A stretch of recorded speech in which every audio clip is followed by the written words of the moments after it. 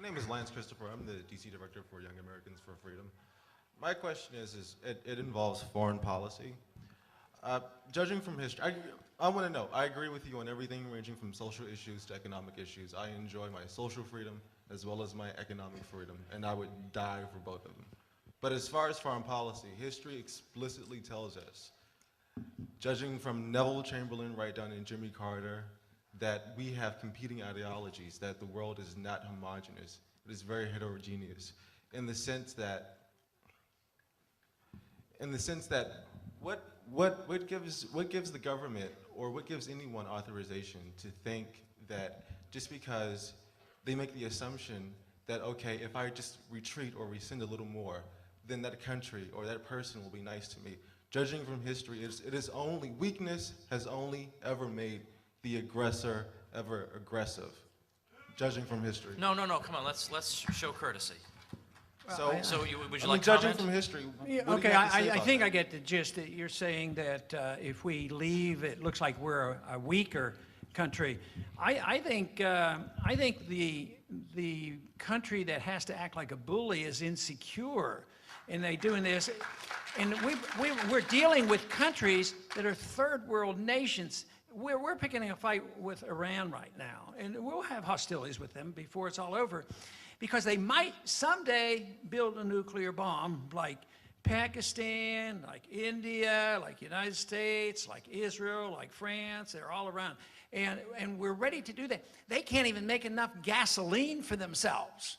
And yet we build up this fear, this drumbeat of fear. And the Iraqis, what did they do to us? There's no justification in the world for having gone into Iraq.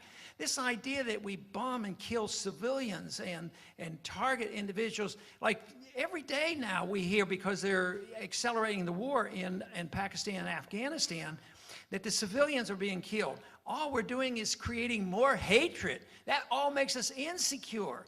And that's a threat to me. I see our foreign policy as a deep threat to our national security. I would feel much safer if we just got out of that area and came home. Thank you. Yeah, hi. I wanted to ask the judge about marriage equality, specifically Ted Olson and David Boies' case against Prop 8 in California. What do you think about the merits of their due process and equal protection arguments, and what kind of chances do you think they'll have at the Supreme Court? I don't think it's any of the government's business who gets married to whom.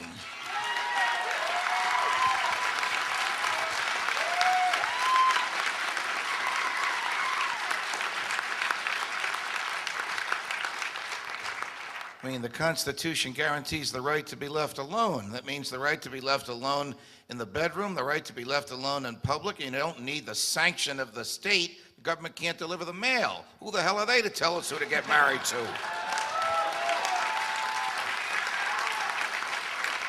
Okay, we'll take one more from in terms of the federal case in California, I think it's the wrong case at the wrong time, because if it ends up before this Supreme Court, you are not likely to find a majority that is congenial to freedom. Yes, sir. Okay. This question's for Dr. Ron Paul. My name's Roy. I'm interning with the Young Americans for Liberty. It's a foreign policy question. The House Committee of Foreign Affairs recently agreed almost unanimously that the United States should send federal funds to help the Green Movement in Iran. I'm just interested as to what your take is and how you would handle it.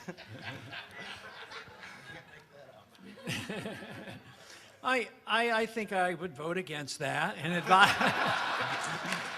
advise strongly that we not do that. And if you personally are interested in doing it, I would say I would have no laws that would prohibit you from leaving this country and promoting any views you want on your own. Right. Thank you. All right, ladies and gentlemen, my apologies for those we did not get to, but we have to bring things to a close. I'd like to, first of all, I hope everybody likes the question and answer format. Should we do more of this, I guess? All right.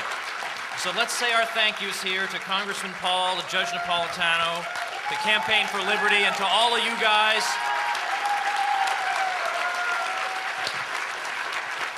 Don't forget, Don't forget, great Campaign for Liberty events all weekend here at CPAC. Great things with Gary Johnson. We got a panel on the War on Terror. It's great stuff. You should go check it out. And there are books on the table back there, and I keep pointing that out because I don't want to have to bring them back home in my suitcases. So thank you all very, very much for coming.